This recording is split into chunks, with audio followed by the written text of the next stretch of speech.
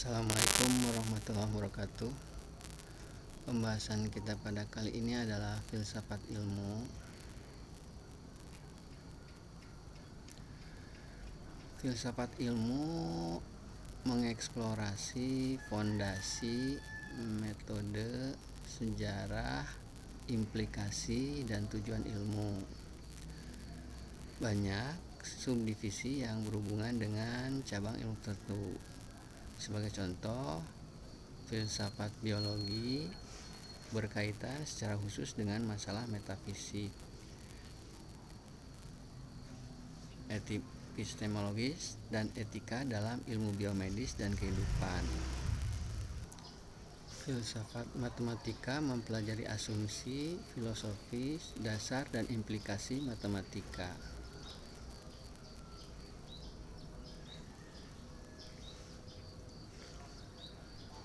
Metafisika itu mempelajari keberadaan yang setelah fisika. Misalnya mempelajari keberadaan being atau kadang-kadang eksistensialisme, realitas, eksistensi waktu, objek, dan propertinya, keseluruhan dan bagiannya, kejadian, proses dan sebab akibat, serta hubungan antara budi dan tubuh. Metafisika mencakup kosmologi, yaitu studi tentang dunia secara keseluruhan, dan ontologi, yaitu studi tentang realitas atau yang menyederhanakan. Epistemologi membahas tentang sumber pengetahuan, termasuk intuisi, argumen, a priori, ingatan, pengetahuan persepsual, pengetahuan diri, dan kesaksian. Aksiologi membahas nilai, yaitu kebaikan, keindahan, dan keadilan. Etika membahas tentang baik, buruk, benar, salah, serta kebaikan dan kejahatan.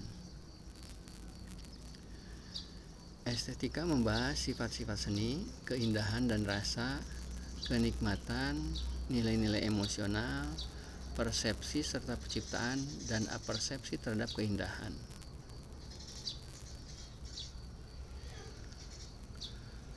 Dalam filsafat ada urutan menyampaikan pertanyaan untuk menguraikan suatu masalah, yaitu pertanyaan apakah, dua adakah, dan dua mengapa. Apakah yang pertama itu mempertanyakan definisi leksikologi, etimologi, atau terminologi.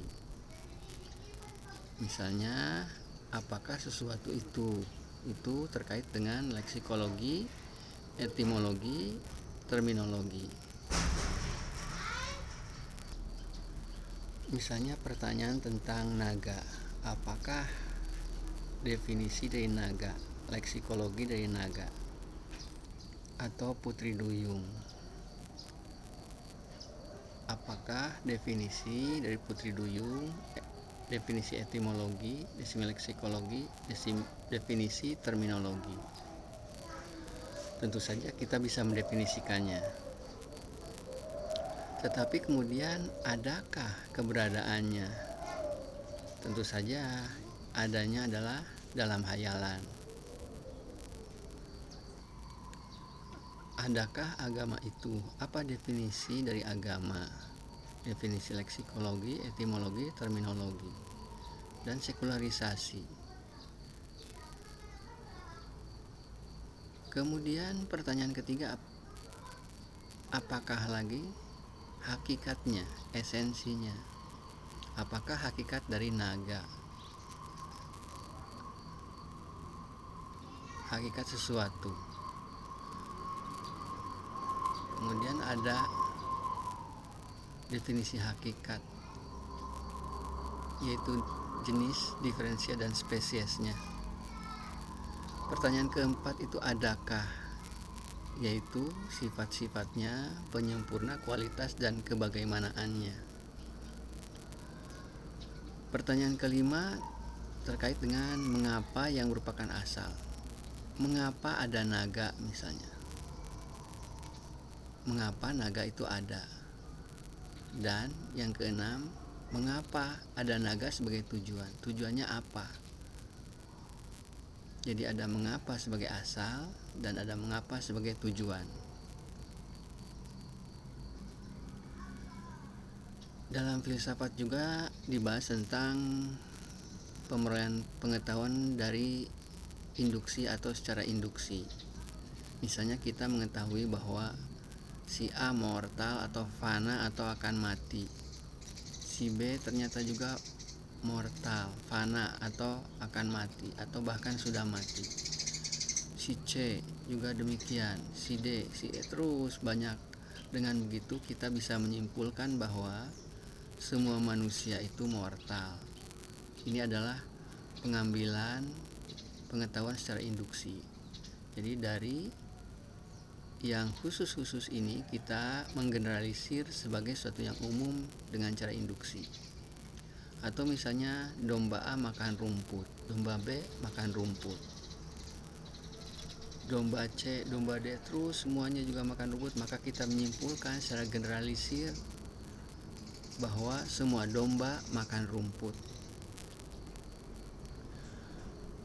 Kemudian ada pengambilan secara deduksi, yaitu logika silogisme kategoris. Silogisme kategoris terdiri atas 3 kalimat, yaitu 2 kalimat pembuka dan 1 simpulan. 2 kalimat pembuka ini harus ada wasitnya, yaitu kata yang sama dari 2 kalimat ini. Di sini manusia adalah wasit. Kalimat pertama ahli manusia. Kalimat kedua semua manusia mortal. Di sini khusus, tapi di sini ada semua. Maka simpulannya adalah ahli mortal. Silogisme berikutnya misalnya semua muslim percaya Quran. Semua yang percaya Quran tidak menyembah api. Di sini ada semua dan ada negasi. Kemudian simpulannya adalah semua muslim tidak menyembah api, atau tak satu pun muslim menyembah api. Di sini muslim turun, semua muslim turun, tidak menyembah api turun. Di sini juga ahli turun, jadi simpulan mortal turun, dan wasit tidak akan turun menjadi simpulan. Filsafat terapan dikategorikan sebagai berikut. Jika sesuatu itu bergradasi, maka sesuatu itu filosofis. Contohnya, kekuasaan itu bergradasi, maka kekuasaan itu filosofis. Bergradasi, contohnya tidak berkuasa, kurang berkuasa, lebih berkuasa, paling berkuasa. Ini adalah filosofis. Tetapi air misalnya dikatakan tidak filosofis karena tidak ada yang lebih air atau kurang air, paling air. Air adalah air. Nah, kekuasaan itu dia berkuasa karena kita memberi dia kekuasaan. Kita memberikan dia mandat untuk menguasai. Kemudian terkait dengan filsafat pendidikan dan filsafat ilmu juga demikian. Ini juga ada gradasinya, tidak terdidik, kurang terdidik, lebih terdidik, dan paling terdidik. Seseorang terdidik karena upaya dan pemberian pengakuan dari orang lain. Seorang sarjana diakui sebagai sarjana ketika dia diwisuda oleh orang lain atau diakui oleh orang lain. Demikian pula dalam filsafat ilmu ada gradasi. Misalnya tidak berilmu, kurang berilmu, lebih berilmu, paling berilmu. Seseorang berilmu karena upaya pemberian dari pihak lain.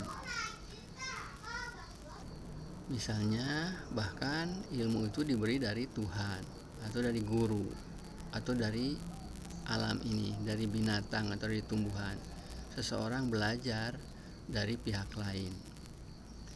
Demikian uraian tentang filsafat ilmu. Terima kasih. Wassalamualaikum warahmatullahi wabarakatuh.